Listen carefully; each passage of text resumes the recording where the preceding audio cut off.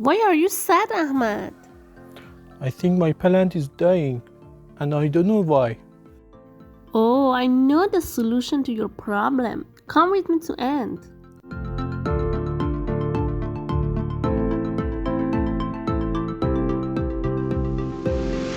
The pot size depends entirely on the size of your plant. It's true that snake plants like to be crowded, and they generally won't thrive in a pot that is too big for them.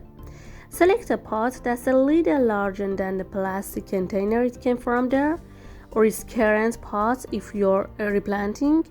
You want your pot to be no more than 1/3 larger than the root ball of your plant.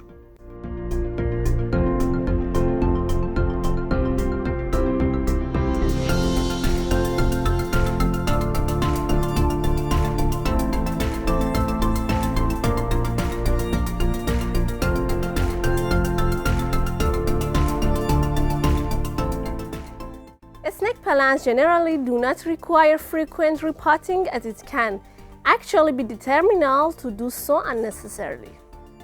Most gardeners recommended waiting until you can actually see the roots poking throughout the drainage holes at the bottom before moving the plant to a new pot. When repotting a snake plant, choose a pot that's not more than 1/4 or 1/3 larger than your plant's root ball.